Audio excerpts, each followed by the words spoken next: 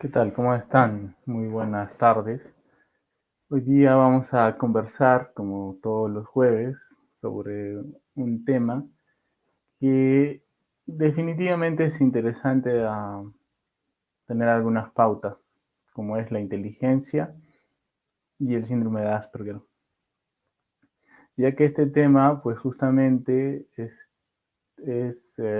muy vinculante con lo que es el desarrollo personal y social de cada uno de las personas, ¿no?, que se encuentran padeciendo estos síntomas que es Asperger, o también toda la situación de desarrollo íntimo que nosotros convergemos dentro de la neuropsicología y también de otras teorías.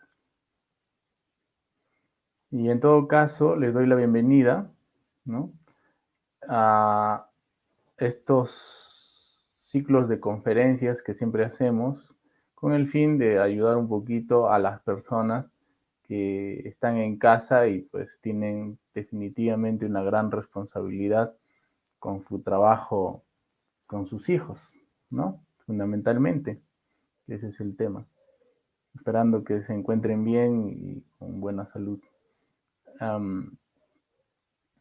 Vamos a empezar aquí con Leonardo da Vinci, el cual es una persona que definitivamente desde muy niño, dentro de su biografía, eh, va a pasar por un proceso de construcción de su inteligencia. En la biografía, de lo que hemos podido revisar, pues él manifiesta mucho sobre el tema de explorar, ¿no? Explorar la naturaleza, explorar los mecanismos que se desarrollaban en ese tiempo con respecto a los movimientos de agua, el viento, etcétera, ¿no? Todo esto nace en el sentido de que va a ser originado con su trabajo íntimo de la creación, ¿no?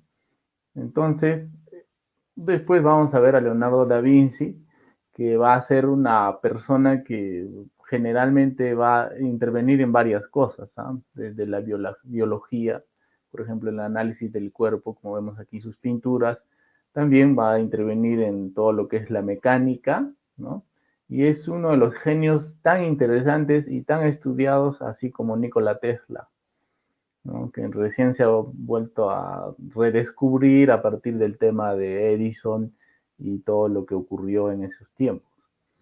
Entonces, Leonardo da Vinci se origina en esos términos de su vida, ¿no?, de su vida intelectual, de la creación dentro del Renacimiento. Y pues vemos los términos simbológicos que él va a tener dentro de la iglesia y que va a desarrollar un sinfín de obras que dentro de las más que se conoce es la Gioconda, ¿no? También tenemos a Friedrich Nietzsche, que es otra de las lumbreras en nuestra sociedad, y él escribió libros muy importantes como El Anticristo, Así habló Zaratustra y Más allá del bien y del mal.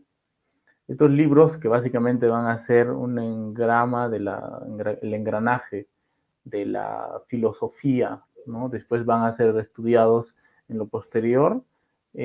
Fundamentalmente vamos a vincularlo a el sentido de lo humano, ¿no? Por eso estudia lo humano en lo profundo, ¿no? Cómo es la cuestión de sentirse de repente dentro de una sociedad y cuál es la situación de alejarse de esa sociedad. Son cosas fundamentales que se va a encontrar en él. En fin, para hablar un poco de la biografía de Nietzsche, encontramos que, por ejemplo, cuando hay una película interesante, ¿no? Que es en el encuentro de Breuer, que es y el maestro de Sigmund Freud, y también va a intervenir un poco ahí dentro de la historia Jung. Pero Friedrich Nietzsche va a trabajar con Breuer y Friedrich sufría de problemas fundamentales dentro de su biología, de su comportamiento, ¿no? Entonces, gracias a sus ideas, Breuer va a fundamentar el psicoanálisis en lo posterior y ahí vemos a una persona que es bastante dentro de la cuestión de la obsesión, ¿no? Entonces, Friedrich Nietzsche no podría olvidar a una persona de la cual él estaba enamorado, etcétera, ¿no? Y era una persona que, por ejemplo, amaba mucho la música, ¿no? Y en este caso, Friedrich Nietzsche va a tender mucho al perfeccionismo y al análisis, ¿no? Todas esas características de su personalidad van a vincularlo fundamentalmente con la cuestión de la inteligencia. Entonces, Friedrich Nietzsche va a ser uno de los grandes hombres eh, dentro de la humanidad que escriben fantásticamente sobre lo que es la filosofía del existir. Le anteceden Emmanuel Kant, el existencialismo también, ¿no? Que va a ser bastante influenciado dentro de todo lo que es la cuestión existencial. Posteriormente vamos a encontrar a Van Gogh, ¿no? Y aquí Van Gogh tenemos características fundamentales, por ejemplo, que él también va a tener esa tendencia a la perfección, va a tener esa tendencia incluso a la obsesión, ¿no? Y tanto es así que, bueno, dentro de la historia de Van Gogh, él comienza, tiene una infancia y una adolescencia un poco terrible con lo que es la pobreza, ¿no? En Holanda. Y también va a estar en las minas de carbón, ¿no? Después va a consumir bastante el absinthe, y el absinthe es un alcohol que tiene altos grados, estaba prohibido en Europa hasta un tiempo y hace 10 años más o menos que lo han vuelto a reaperturar, pero para el consumo de las personas, por el nivel de grado de alcohol que tenía el absinthe, pues investigaron que fabricaba problemas, ¿no? Neurológicos. Y es por eso que muchos dicen que es posible que Vincent Van Gogh haya dibujado, hecho estos tipos ¿no? De tipos de combinación de colores que son bastante relucientes, por ejemplo, el naranja, el amarillo, el azul, etcétera, ¿no?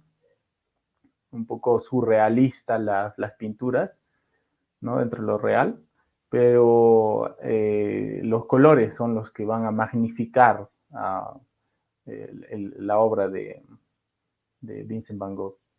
Entonces, esta pintura que vemos aquí, ¿no? Es un autorretrato donde él se corta la oreja. Posiblemente es porque haya escuchado alucinaciones auditivas, ¿no?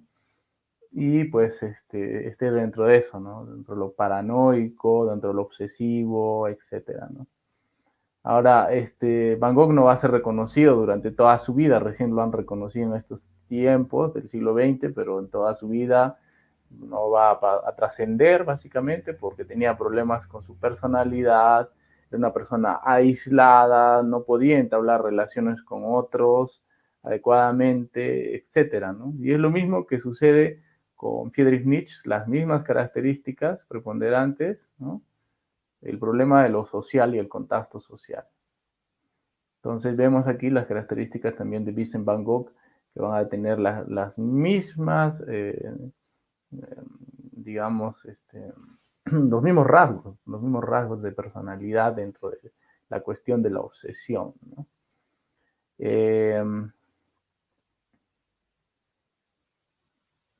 En fin, hay otro de los investigadores de la ciencia, que es Einstein, y él, por ejemplo, dentro de su biografía y su vida, pues va a ser una persona bastante acuciosa dentro de la física y va a lograr ¿no? Un renombre dentro de la física, pero va a tener problemas también a nivel familiar, ¿no? Él va a divorciarse de su esposa y se va a enamorar de su prima y pues va a dejar a sus hijos, ¿no? Al final, él le va a proponer a su esposa pues que una vez que gane el premio Nobel, él le va a dar todo el dinero, pero igual tiene una vida no muy adecuada ni feliz con respecto a su esposa. Entonces, Einstein, en ese nivel de relacional familiar, no va a tener una adecuada, vamos a decir, un adecuado desarrollo de satisfacción, ¿no? Pero sí en la física, en las matemáticas, en la ciencia, etcétera, va a ser una persona de renombre, ¿no? Entonces estamos viendo personas con características que tienen problemas de la cuestión social. Y aquí justamente venimos a preguntarnos cosas importantes en la inteligencia. Primero, el carácter de la obsesión, ¿no? En psicopatología, en los problemas psicológicos, la obsesión está entendida como una cuestión negativa, ¿no? Pero si lo viéramos, porque la obsesión básicamente es la creación, bueno, la neurosis, ¿no? Que son las ideas ambivalentes que tenemos en la cabeza. Producto de eso nosotros no podemos estar seguros o podemos ser personas funcionales en la sociedad y pues nos hacen preguntarnos cada vez más, etcétera, ¿no? Y ese viene a ser la obsesión, ¿no? Y la compulsión vendría a ser el acto para tranquilizar la obsesión. Pero en todo caso, este tema de la obsesión, ya hablando en los términos de Asperger, está muy integrado, ¿no? Y es por eso que hay características fundamentales en el diagnóstico de los niños Asperger, que es la obsesión. Por lo general, van a tener una cuestión obsesiva en una idea específica. No todos se parecen, todos tienen personalidades distintas, y eso es lo fundamental, saber que los Asperger no son una etiqueta en realidad, son personas con características muy distintas y también su inteligencia va a ir y va a confrontarse con otro tipo de...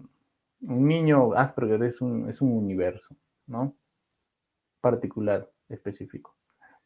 Pero bueno, en la cuestión de la inteligencia encontramos esta característica, ¿no? Que es la característica obsesiva. Y en esta característica obsesiva, ahí encontramos estas cuestiones del perfeccionismo, ¿no? Cuando la obsesión y el perfeccionismo vienen a ser un trastorno, un problema, cuando va a alterar nuestra vida adaptativa, ¿no? Bueno, en sí, por ejemplo, altera, ¿no?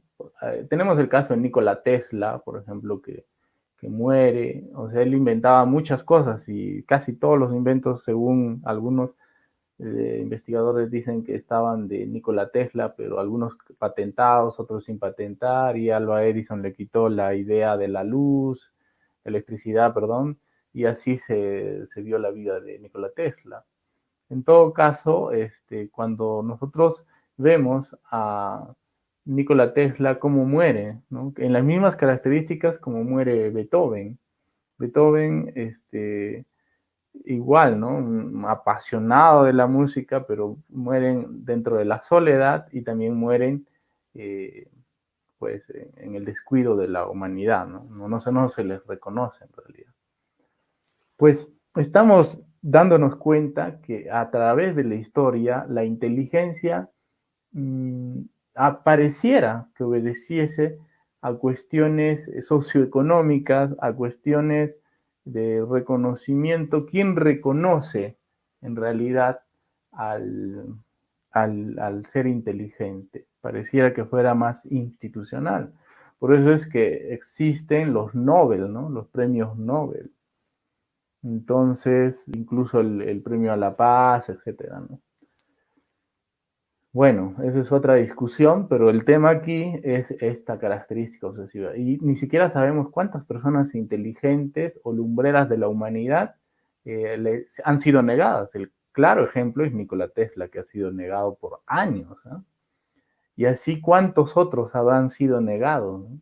Sobre todo conocemos las personas inteligentes que se han desarrollado a nivel mundial por una valoración del occidente y de Estados Unidos. Pero de Latinoamérica hay muy poco de qué hablar, ¿no? Ahora, los parámetros de creación, etcétera, ahora en estos tiempos obedecen mucho al marketing, a escribir libros, a generar cosas que estén reconocidas, ¿no? Incluso nosotros los docentes somos reconocidos en base a revistas, en base a publicaciones, en base a investigaciones. Pero ese es un sistema, ¿no? Ese es un sistema en el cual se trabaja. Pero ¿cuántas personas inteligentes que no necesariamente son profesores o han estudiado una profesión, están en el campo o están en diferentes lugares que han generado cambios, ¿no? Sucintos de su pequeña sociedad? Eso también es una característica, ¿no?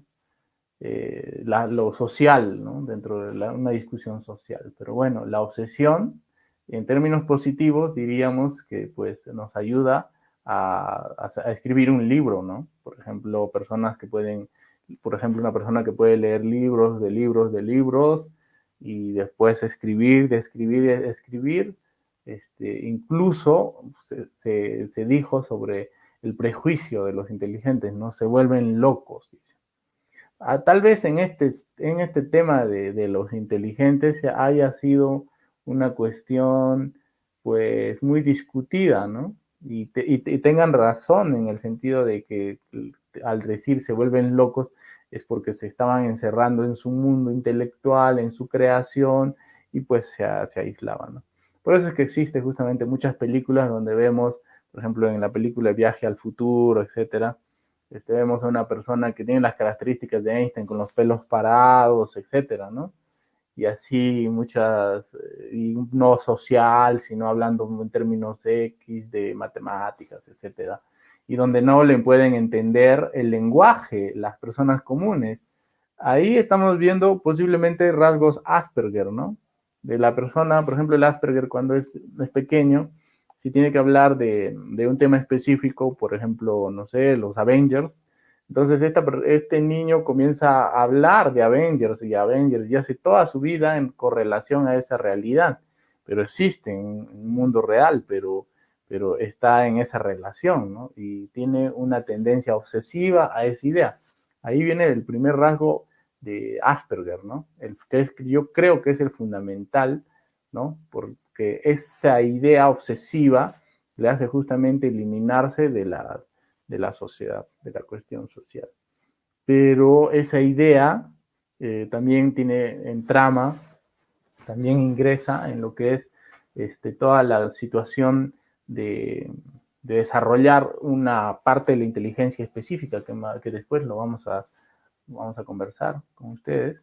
Sin embargo, esta cuestión obsesiva está permanente. Entonces, cuando se trata de ver a un niño Asperger, pues es lo primero que tengo que encontrar, ¿no? Y obviamente las cuestiones neuronales, que aparte se tiene que hacer investigación. Pero esta tendencia del perfeccionismo, el perfeccionismo es una cuestión que existe en el ser humano y pues, por ejemplo, he visto videos en YouTube o diferentes lugares y tu hijo ordena los carritos no sé, de uno, después del otro, de colores, etcétera. Es el perfeccionismo, pero esa es una forma de ver el perfeccionismo, pero todos tenemos tendencias a fijarnos en ciertas perfecciones. Es un síntoma positivo definitivamente dentro de la inteligencia, ¿no? El tema es cuando ese perfeccionismo se convierte en una cuestión obsesiva y hace que él no salga de eso, ¿no? Por eso había creo, me parece, uno de esos dichos, ¿no? Cuando se crea de los científicos, por ejemplo, cuando crean el foco, ¿no? De luz, se intentó 1000 veces y después a la última, etcétera, se logró encontrar el foco que nos da la luz, ¿no? O la bombilla que decimos. Pero bueno, si se ha intentado 1000 veces, ahí viene el perfeccionismo, ¿verdad? Imagínate si no tuviéramos esa capacidad perfeccionista, pues no podríamos desarrollar la inteligencia, ¿no? Ahora, acá, esos son términos positivos que se pueden generar en la persona. En fin, este tema es fundamental, ¿no? Porque también es normal, pero se vuelve a veces una obstrucción de la cuestión social cuando es una obsesión, ¿no? Y obviamente que se conoce ya como un trastorno obsesivo cuando la persona pues ya se desvincula de lo social, de su personal, o sea, no se baña, y social personal y del trabajo, no trabaja, no hace nada, etcétera, ¿no? Solo piensa en esa idea.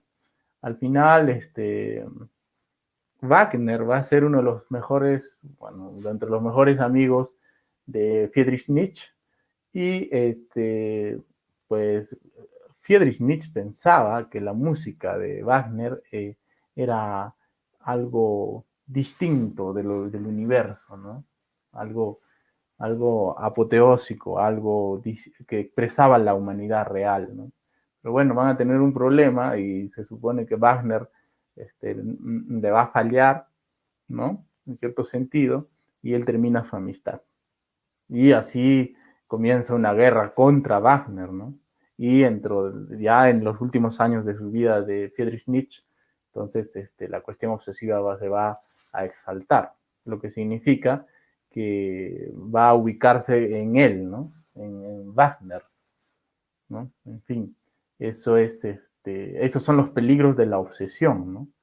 La obsesión, pues en el niño Asperger es muy probable que también tenga esos peligros, ¿no? Porque se le desvincula de lo social. Entonces, ahí hay mecanismos para ayudarle a este niño Asperger. Pero acá la pregunta también es fundamental. Hay muchos niños Asperger que son medicados, y ya se sabe que el Ritalin es el tema fundamental en esto, ¿no? Que es un antipsicótico para niños o adolescentes.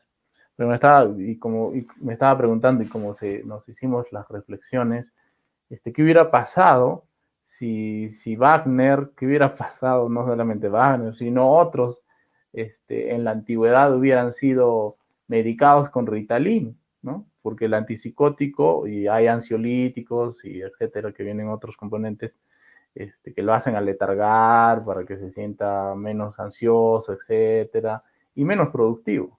¿Qué hubiera pasado si hubiéramos medicado a todos a este tipo de personajes que hemos ido mencionando con las características Asperger, y que muchos proponen que han sido Asperger ¿no? En su cuestión de relación social, en su vida?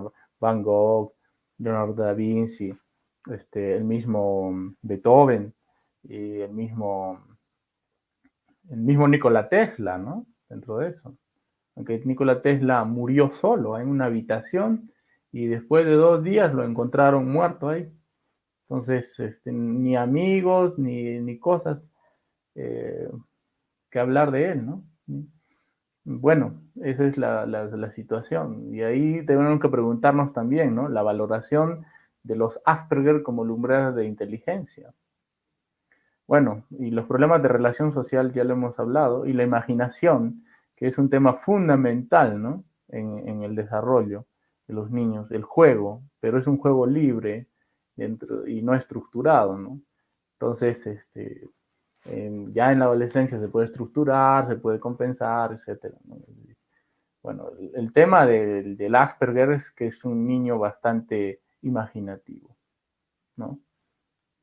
imaginativo dentro de la idea que está. Bueno, y por lo general muchos que rompen paradigmas. Y aquí viene el tema de las inteligencias múltiples. Y ese es un tema fundamental a discutir, ¿no? Sabemos que en nuestro cuerpo tenemos un sistema sensorial. Y ahí viene la neuropsicología, ¿no? Vista, audición, gusto, olfato y tacto, ¿no? Estos son los sistemas sensoriales. En los niños con problemas de Asperger, la cuestión sensorial viene potencializada, ¿no? Entonces, por ejemplo, tenía mi paciente que escuchan sonidos, la audición es mucho más específica, ¿no? Siempre de repente tienen la cuestión auditiva más elaborada y más desarrollada. Otros la cuestión del lenguaje, posiblemente el gusto, el tacto mismo también, ¿no? Siempre les dicen la característica de algunos de cortar las etiquetas que vienen atrás del bueno, en el cuello, ¿no? Las etiquetas, las marcas y eso. Y también el tipo de ropa que vistes, si te pica o no, qué es lo que sucede, etcétera, ¿no? A todo esto se le llama, pues, lo que es la interocepción, ¿no? Y que tiene que ver mucho con la integración, ¿no? En el cerebro de todo esto. Hay una gran incógnita, ¿no? El coeficiente intelectual versus la inteligencia emocional o las inteligencias múltiples, ¿no? El coeficiente intelectual. Hay una definición de personalidad. Hay que saber qué es personalidad primero, ¿no? Para entrar para la evaluación de la inteligencia, porque esos son los otros temas, ¿no? Y es que el problema es que en la actualidad tenemos una gran discusión, ¿no? De las inteligencias múltiples de Howard Gardner y la inteligencia del CI único. Para empezar, en la historia, lo que es el coeficiente intelectual, después de la Primera Guerra Mundial, ya comienzan a desarrollarse los primeros indicios de evaluar la inteligencia, ¿no? Al menos en Estados Unidos eso es lo que sucedió. Entonces la inteligencia se quería medir, pretender medir, ¿no? Entonces se elaboraron test, ¿no? Y ya para la Segunda Guerra Mundial también, pero inicialmente la historia es que estos test nacieron para encontrar las personas más pertinentes en la guerra o en ciertos elementos que se referían a los conflictos que tenía Estados Unidos, ¿no? Y ahí, por ejemplo, se originan los primeros test que se llaman Simon-Binet, Binet-Simon, el test de Binet-Simon, que es el antecedente de los tests que en la actualidad usamos nosotros los psicólogos. Pero el tema es porque no mucho ha cambiado desde Binet-Simon hasta estos tiempos con el Wise. El Wise, que son los test más famosísimos de inteligencia de estos tiempos.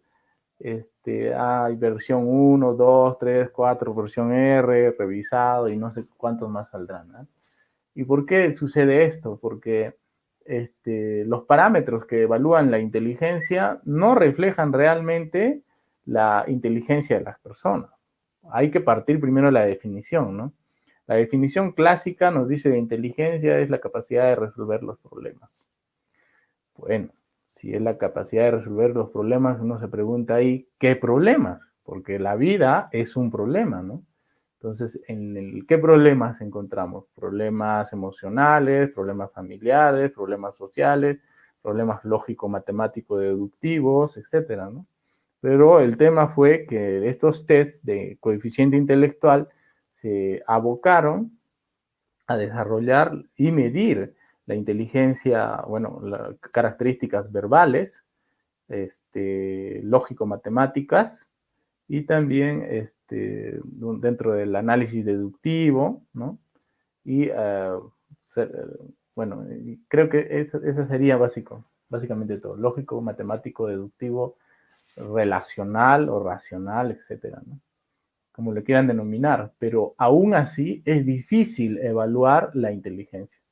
Y ahí viene un tema fundamental, por ejemplo, el inteligente límite, ¿no?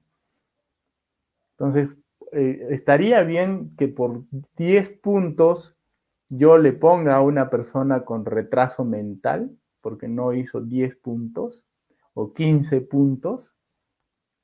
Eso viene a ser una discusión enorme, ¿no?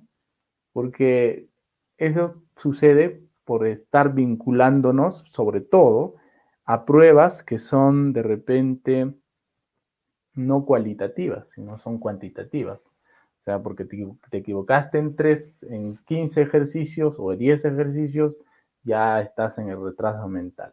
Y así, pues están los parámetros dentro de la norma y los números, ¿no? Entonces, es una cuestión a discutirse. Entonces, no necesariamente y eso ya lo criticó, ¿no?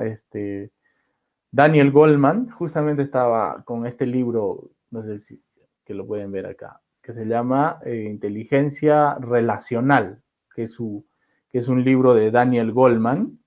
Y este libro no, salió pues en 2000, ¿no? Y ese libro es lo posterior a la inteligencia emocional, ¿no? De Daniel Goleman. Eh, que justamente hablaba sobre este tema, ¿no? Fundamental, que el coeficiente intelectual sería una pequeña parte de la inteligencia, ¿no? Y que las otras estarían en otro nivel de desarrollo, ¿no? Evidentemente. Entonces, este coeficiente intelectual tiene una gran discusión, ¿no? Entonces, el Wix y el Weiss tienen ese problema, porque ¿qué es inteligencia? ¿No? Si decimos que es la capacidad de resolver problemas, ¿cuáles problemas también? ¿No? Hay muchas cosas. Y también parte de la definición de personalidad, porque la personalidad es cognitivo, volitivo y emotivo. O sea, cognición, que es la inteligencia, después emotivo, las emociones y la voluntad, la conducta, cómo procedo en el día a día con las personas, cómo actúo, etcétera, ¿no? Pero ahí viene este tema. Por eso ponemos un versus y se sigue discutiendo. Vendría Howard Gardner con las 8 inteligencias en proposición y en esta propuesta que incluso en la actualidad no se le da mucha, ¿cómo decir?, importancia, ¿no? Y ese es el tema fundamental, porque aquí tenemos inteligencia lingüística, lógico-matemática, que sería el coeficiente intelectual del que se habla Simon y Binet, ¿no?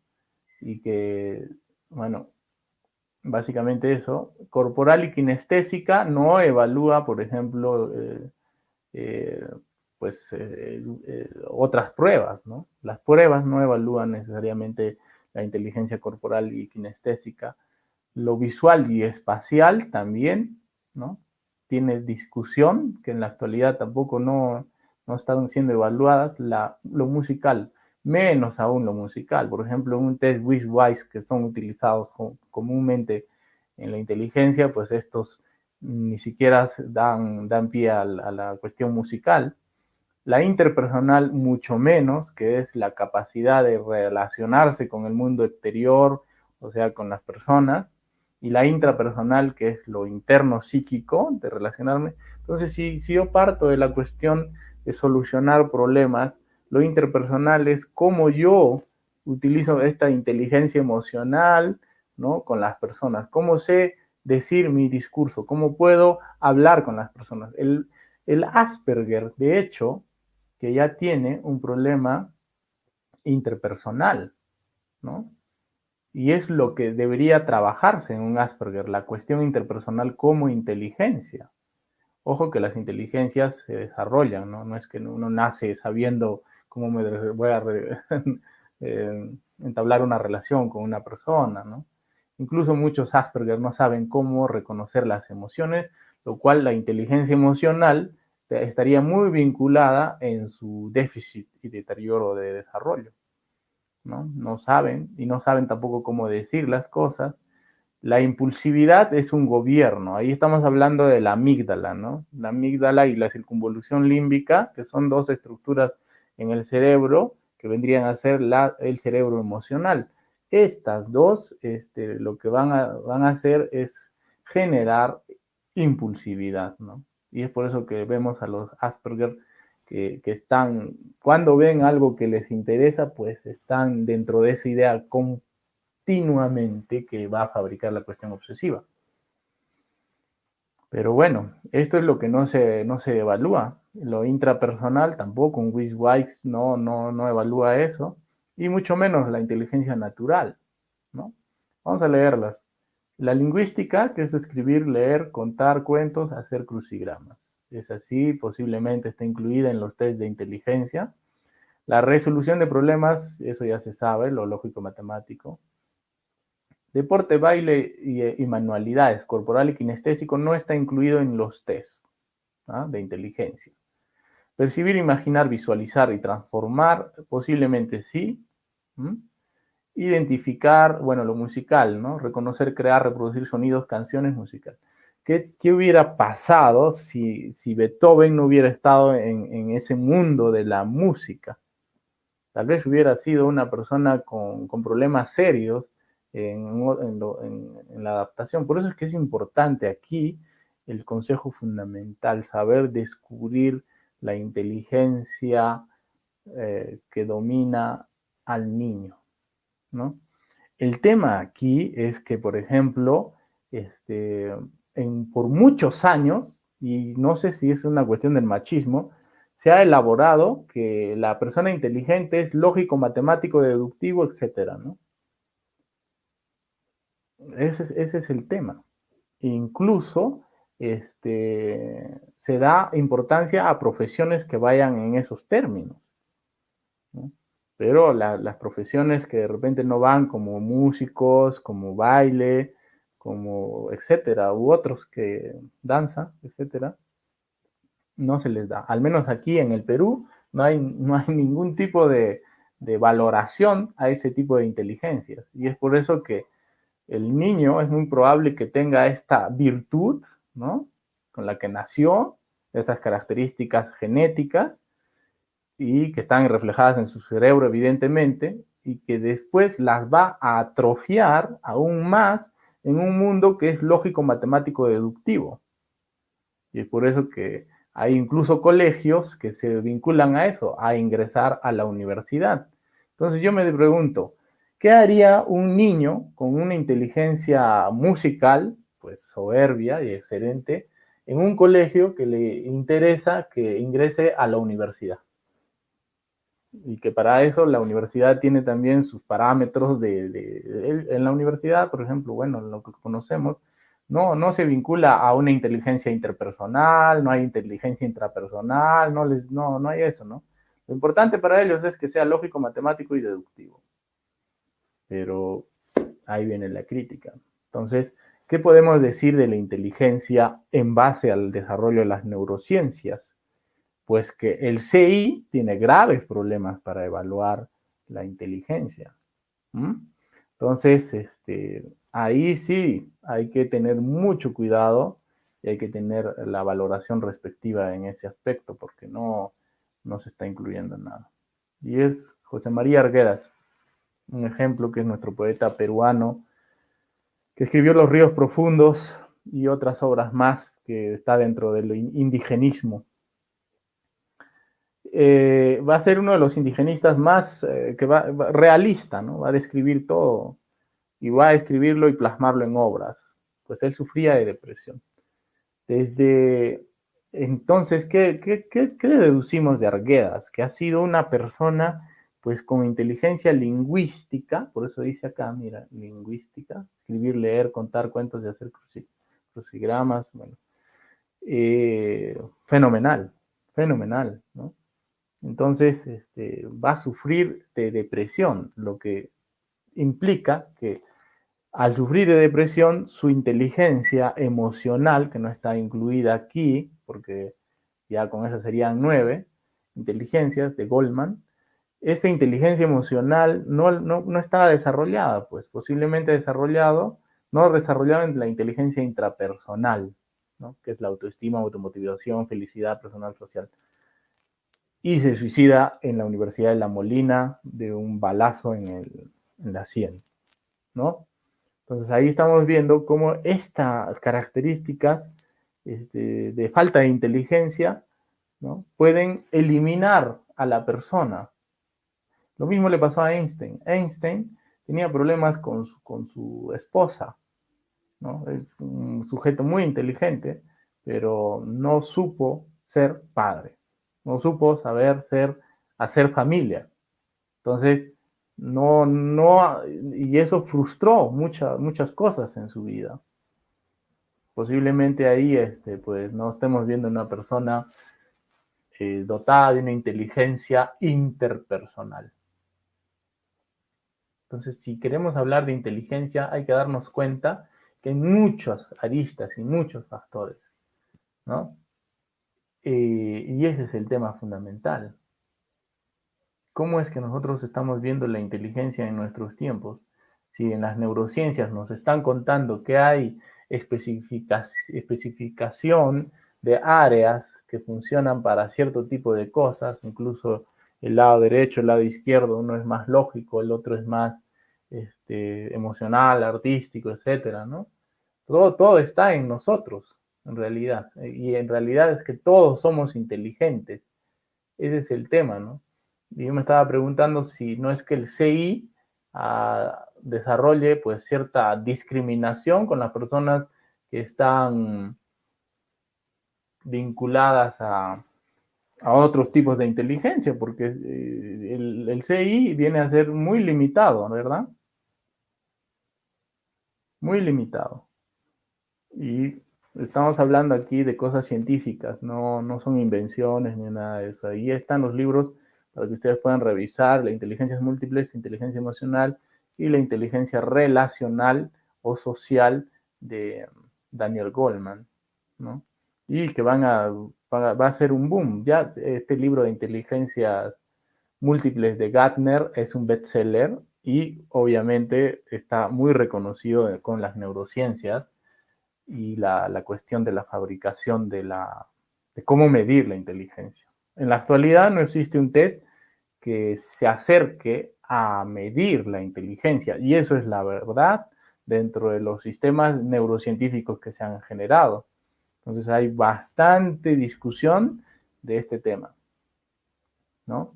De este tema fundamentalmente por la cuestión de la el coeficiente intelectual versus las inteligencias múltiples de Howard Gardner. Para mí, en mi percepción y también mis lecturas y lo que me han enseñado en otras universidades, pues lo que puedo decir es que pues Howard Gardner tiene una gran ha hecho un gran trabajo y hace falta que desarrollemos mucho más y acercarnos a la inteligencia como tal, ¿no? Puesto que en la actualidad no se ve.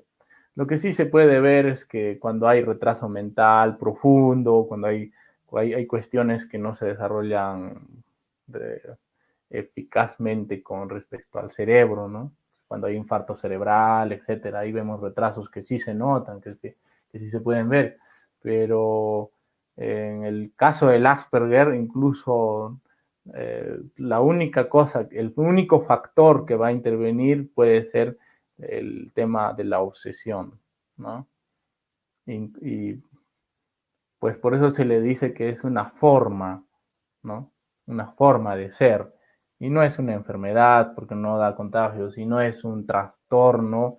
Bueno, hay unos que dicen que es un trastorno, como el CIE y el DSM, el Asperger es un trastorno, y otros que no lo consideran un trastorno en realidad, ¿no? Entonces, que pueden tener, hay que desarrollar habilidades y cosas para que mejoren, pues puede ser. Bueno, en fin, ahí hay una discusión del Asperger por todo lugar, ¿eh? No es que el CIE y el DSM, que son los manuales psiquiátricos de catalogación, estén dentro de toda la profundidad del tema, ¿no? Bueno, la cuestión obsesiva, eso sí se puede ver, ¿no? Bueno, en los sistemas sensoriales, aquí tenemos la interocepción, que es el sistema de los órganos, ¿no? El latido del corazón, sensación, el hambre, las sensaciones táctiles.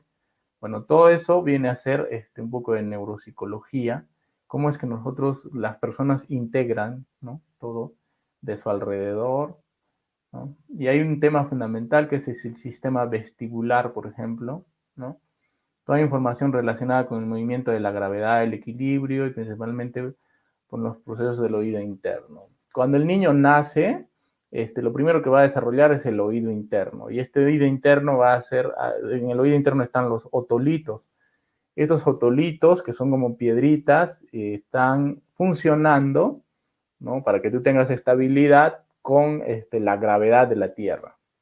Entonces ya vemos desde ahí cómo la física funciona con nuestro cuerpo, ¿no?, y la gravedad. Entonces tú puedes caminar gracias a eso. Por eso es que cuando ocurre lo que es la laberintitis, que es la inflamación interna del oído interno, ¿no?, las personas se marean y no pueden caminar, pero no les duele la cabeza ni es un mareo común, ¿no?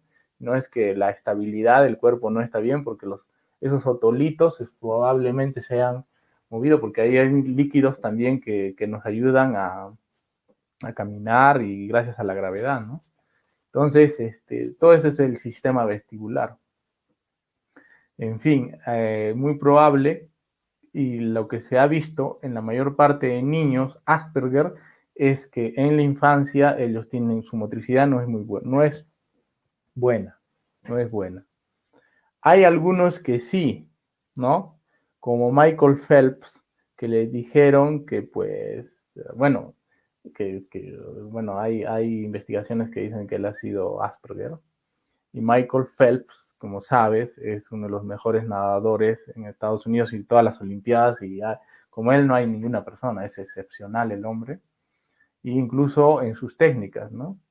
Y todo eso, ¿no? Y es probable que si tiene esta característica Michael Phelps, probable que él tenga la cuestión obsesiva dentro de la inteligencia motriz o, o sinestésica, ¿no?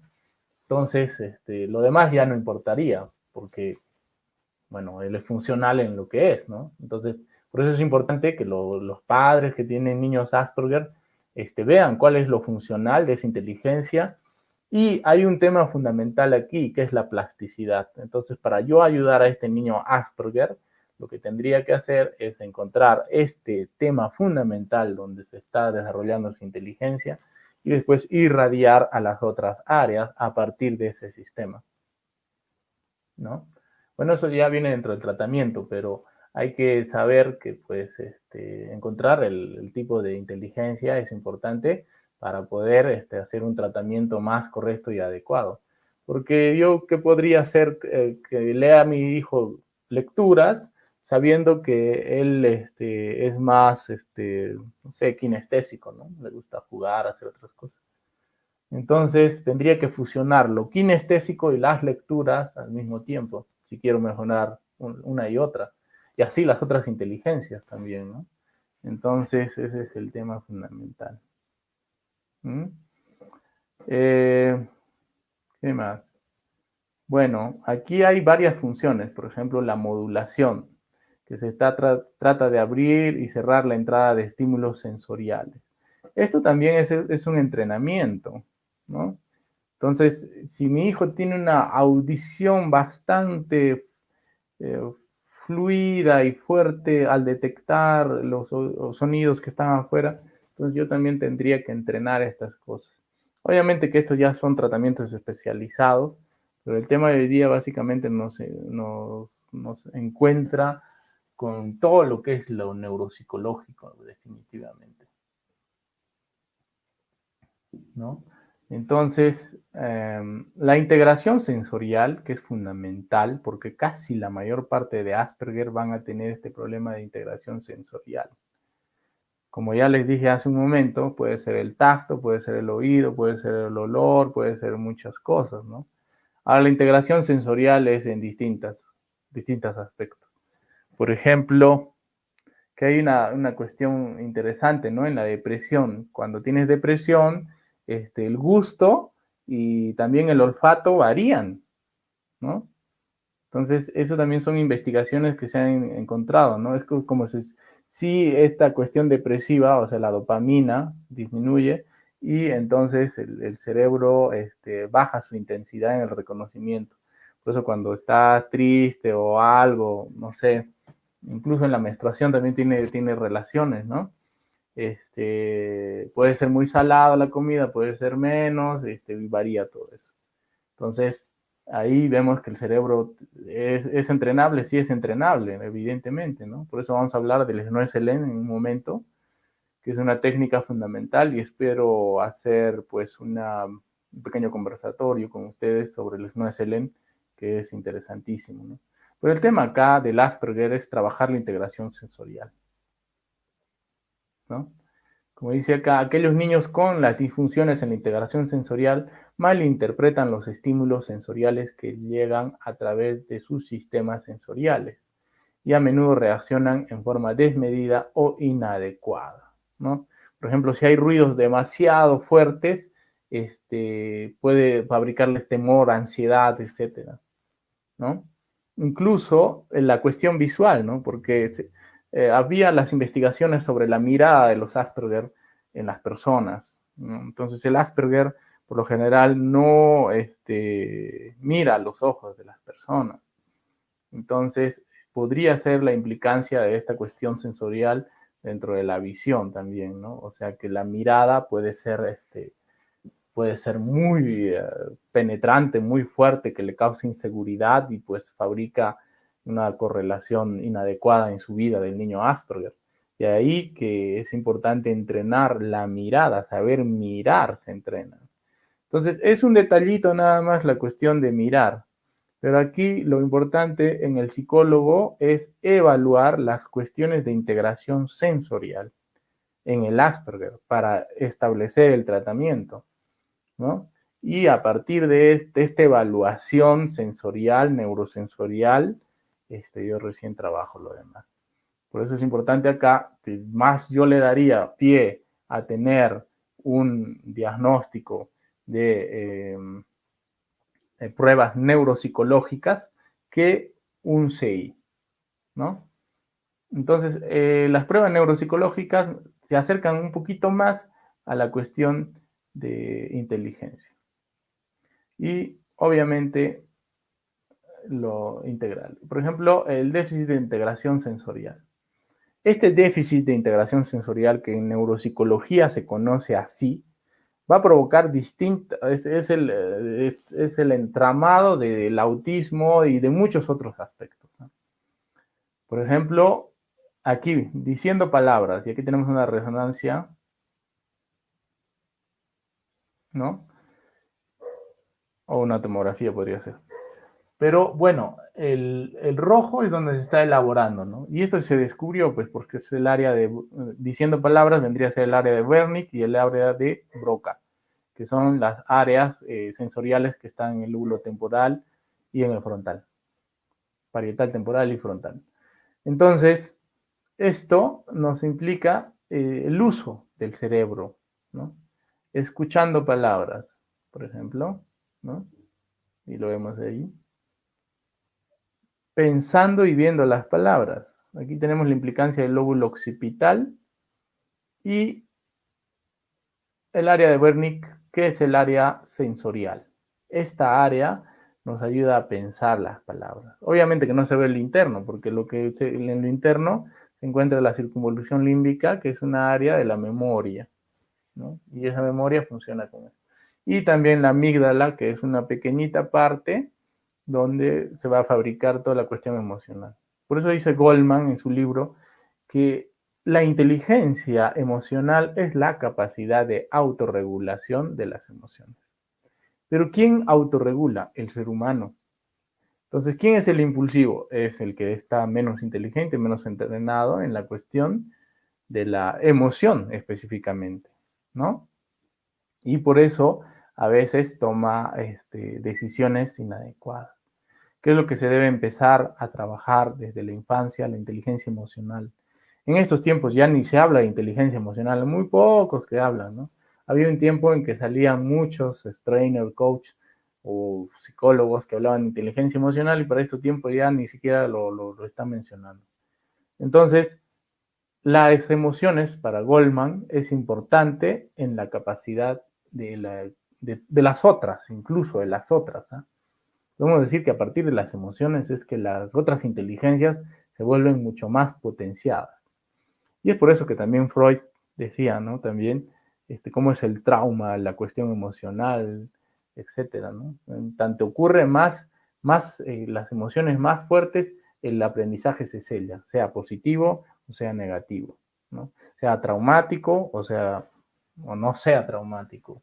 De repente una cuestión de aprendizaje. Pero el tema aquí fundamental es eso, que el cerebro está siendo utilizado, ¿no? Y hay áreas que no las utilizamos. Por ejemplo, si yo quiero tocar un piano, nunca en mi vida he escuchado música, posiblemente no la estemos utilizando, ¿no? Ahora, se dice que hay una atrofia de las inteligencias múltiples en estos tiempos. La mayor parte de personas vivimos en la sociedad. Ahí vemos la diferencia de las personas que viven en la montaña y viven en la ciudad. La persona que vive en la ciudad es la persona que va a ser más integradora en el término de lo lógico matemático, a veces de lo interpersonal, etcétera, ¿no? Pero no tiene inteligencia natural. ¿eh? Es por eso que cuando una persona va a la montaña se pierde y ya no aparece, porque no, su inteligencia natural no está desarrollada. Conclusión, que hay inteligencias que están siendo atrofiadas en estos tiempos. ¿no? Y también el sistema educativo atrofia algún tipo de inteligencia. Por ejemplo, en el colegio no hacemos música, ¿no? Solamente lo usamos para marchar en el desfile militar, pero no hay música. Entonces las inteligencias limitadísimas, ¿no? ¿Quién es el ser inteligente? Pues el que usa el cerebro, básicamente. Ahora, antes, Colón, bueno, es un mal ejemplo porque, bueno, hablemos de otros, como los vikingos, que son grandes navegadores que no tenían necesariamente la brújula. Los vikingos se guiaban por las estrellas. Entonces, estos vikingos tenían inteligencia natural, o los incas antiguos tenían inteligencia natural y podían leer las estrellas, ¿no? Podían saber cuándo la constelación de la llama se acercaba y podía sembrar. Así es en la cosmovisión andina, ¿no? ¿Cuál es el cinturón de Orión? ¿Cuáles eran las estrellas de Orión? También sabían.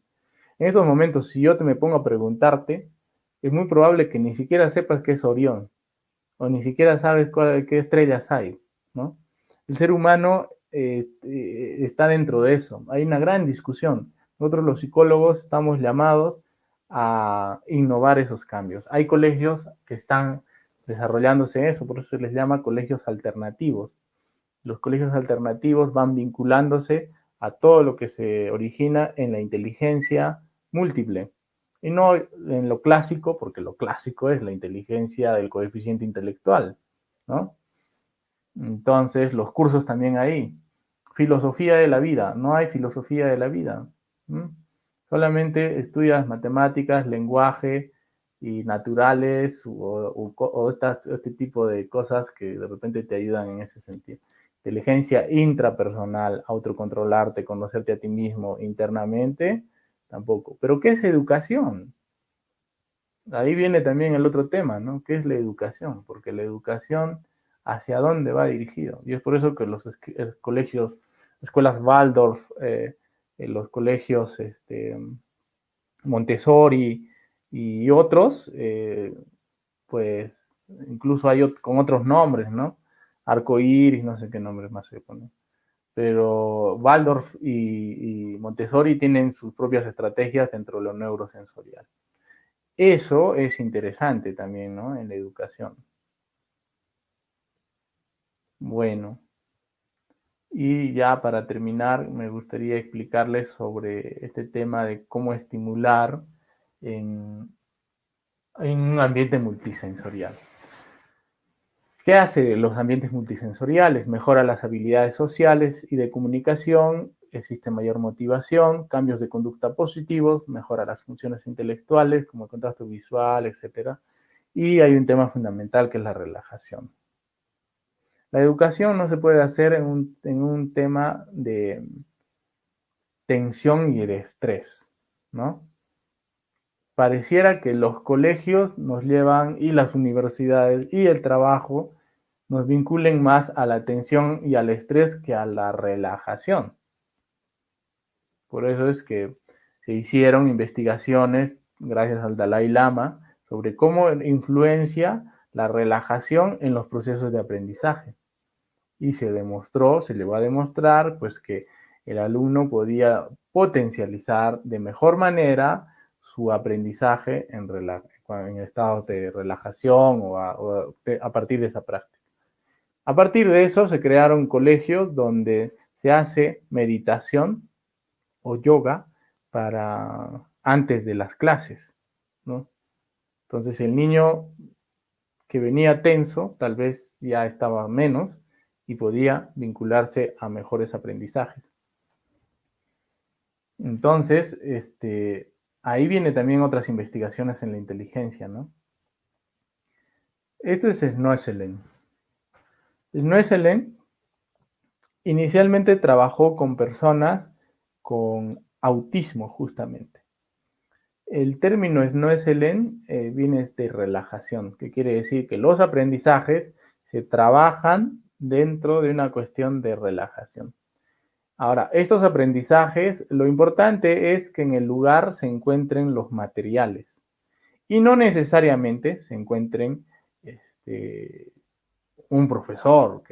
Ahora, esta persona que lo va es un acompañante y tampoco va a someterlo, ¿no? A presionarlo, sino es que esta persona lo que tiene que hacer, este acompañante, lo que tiene que hacer es mostrarle, ¿no? Como un guía. Como diría Vygotsky, el constructivismo, sabiendo que el docente ya viene a ser una guía, o el psicólogo, el terapeuta viene a ser un guía, pero no un profesor. Y eso de la zona de desarrollo próximo, ¿no? Partiendo de qué es lo que tengo a la mano. Entonces, Snoezelen significa Snuffelen, que es olfatear, sentir, ¿no? Viene de estas dos palabras, ¿no? Esto de olfatear y sentir es lo neurosensorial. Y Doeselen, que es dormir, relajar y, bueno, ya la fusión de estos dos vendría a ser el Snoezelen, ¿no? Lo sensorial y la relajación. Entonces, yo aprendo en un estado de relajación, en un estado de libertad, ¿no? Porque es que en el Snoezelen la persona no necesariamente, hay muchos tratamientos que se establecen y el terapeuta tiene que estar ahí y decirle, mira, hoy día nos toca trabajar esto, haz eso, etc., ¿no?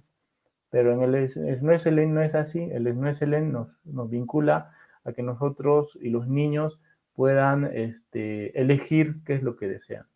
Eso es lo interesante en la educación, ¿no? Porque como mucho el año pasado y hace 2 años, un poquito más también, se hablaba de los colegios en Finlandia. ¿Por qué son los primeros en las pruebas PISA? Y bueno, los de Corea no sé muy bien, pero de Finlandia, ¿no? Y la cuestión aquí era que los chicos decidían qué cursos tomar y decidían también, o dentro de la gama de cursos que había, ¿no? No es que qué cursos van a hacer como que desean. Había propuestas. Lo que hacía el colegio era proponer, es proponer. Y él podía elegir el horario y podía elegir los grupos y podía elegir, pues, en el momento que esté más tranquilo y continuar con eso, ¿no? Y los cursos que más les vincule a desarrollar. Y eso fue interesante porque trabajaba la decisión del estudiante, ¿no? Enfocado en el estudiante y ya no en el docente o en la institución. Y es por eso que Snoezelen también tiene estas prácticas de enfocado en el paciente y no enfocado en el terapeuta, el que dice, por ejemplo, yo tengo este método y este método te aplico. Pero no necesariamente eso va a dar resultados. Si sabemos que la inteligencia emocional de Daniel Goleman nos dice que la motivación y las emociones están en mi autorregulación, pero mi autorregulación depende de mi decisión, ¿no? En fin, ahí vienen las discusiones de la educación, ¿no? Y es por eso que mucho se habló de la educación y todo eso, pero para estos tiempos, hace medio año creo que nos hemos olvidado de qué es la educación, ¿no? Incluso se convirtió la educación en constructivista, que fue genial, pero ahí vienen los problemas vinculantes. Un niño que viene de la chacra, del campo, con sus vacas, etcétera, tiene una inteligencia natural soberbia, sí, pero el tema es que cuando viene a la ciudad, esa inteligencia natural del campo, etcétera, es muy probable que no la utilice porque de repente aquí lo que te piden es más lógico, matemático, deductivo, etcétera, ¿no? ¿Cómo es que las inteligencias se van atrofiando también en el tiempo? Esa es la cuestión. En fin, el Snoezelen entendemos que es cálido, ¿no? Es una actividad primaria orientada hacia las percepciones sensoriales y a través del ruido, el tacto, el olfato, el gusto, o sea, todo lo neurosensorial, es la creación de movimientos auténticos para la persona diferente. Ahí están las investigaciones de Jan Hulsege y Atberhol. Entonces, es la base de cualquier adquisición cognitiva, ¿no? Y bueno, es una forma de acompañar, de conocer al otro, sin esperar resultados, ¿no? Eso es importante porque ese es el perfil del terapeuta. No espera necesariamente resultados, porque va al ritmo de la persona, del paciente. Bueno, no necesariamente paciente, pero sí de la persona. Entonces todos tenemos un ritmo, ¿no? Y es lo mismo con la cuestión del lenguaje también, ¿no? Que tiene genética y tiene, a veces cuando tu hijo no puede hablar a partir de hasta los 4 años y de repente resulta que a los 4 años y medio ya comienza a hablar todo, ¿no? Pero estresado estabas durante entre los 3 y 4 años que no podía hablar, etcétera. Tal vez era una genética y que de repente es un gen recesivo que se ha repetido en tu familia, etcétera, ¿no? Esas son cuestiones también que hay que tener en cuenta en las evaluaciones del lenguaje.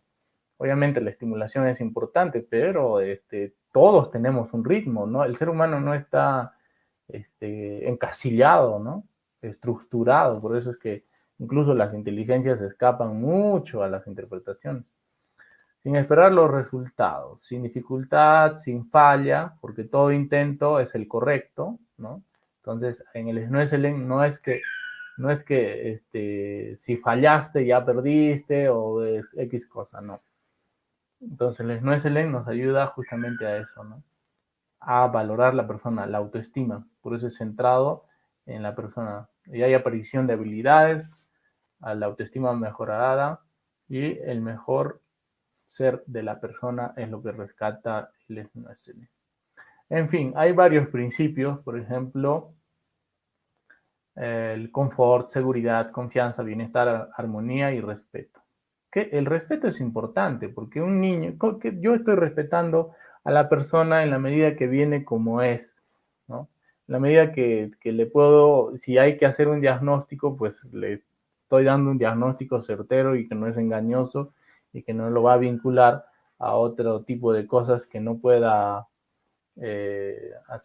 aparecerse, ¿no? Por ejemplo, el Asperger posiblemente podría ser confundido con el hiperactivo, el Asperger posiblemente podría ser, incluso podríamos decir que solo tiene rasgos y no necesariamente el trastorno o lo que se dice, ¿no? Del Asperger. Ahí vienen muchas cosas, ¿eh? Entonces, hay que saber hacer un buen diagnóstico y sobre todo valorar las inteligencias múltiples en ese sentido. Si ya tienes un niño Asperger, ¿qué puedes hacer en casa?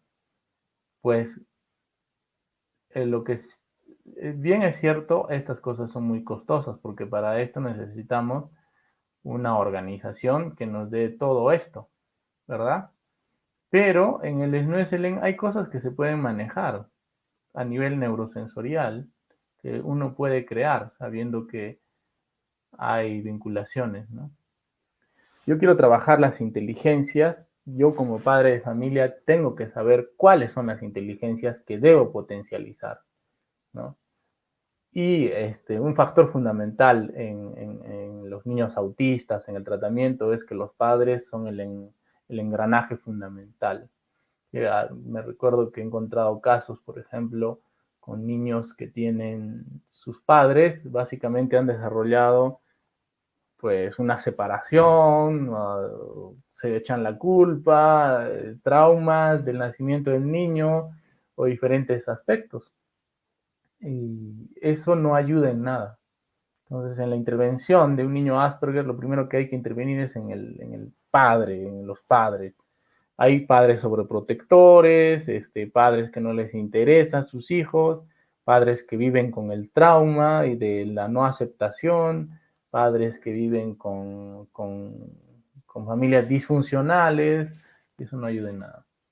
Entonces hay que trabajar el sistema familiar primero, solucionar la cuestión familiar y después intervenir en esto, porque en una cuestión, en una casa, en un consultorio o en una organización, solo va a estar 1 hora o 2 horas, posiblemente 3, y son carísimos, ¿eh?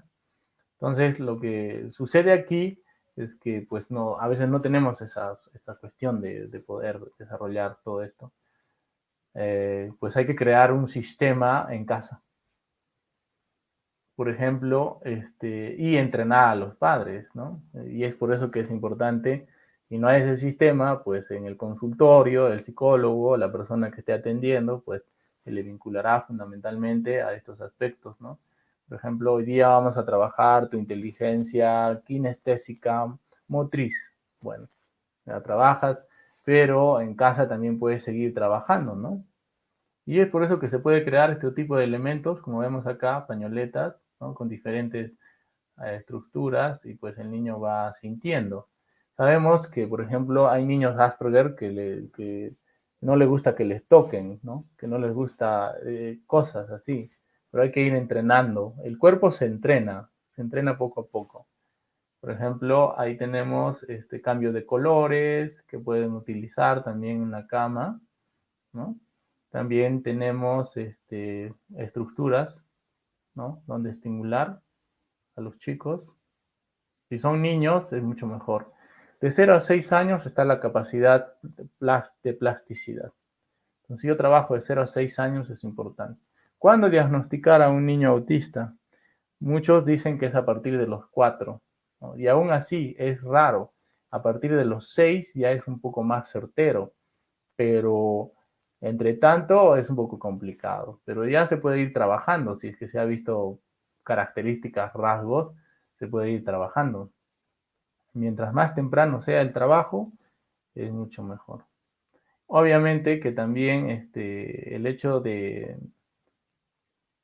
asumir estas características es importante. ¿Por qué? Porque nos ayuda a aceptación, en la aceptación, ¿no? Ayuda a procesar más rápido y a trabajar de manera adecuada y correcta. A veces se cansan, hay que turnar los padres, puede ser hay muchas cosas, muchas características. Bueno, entonces,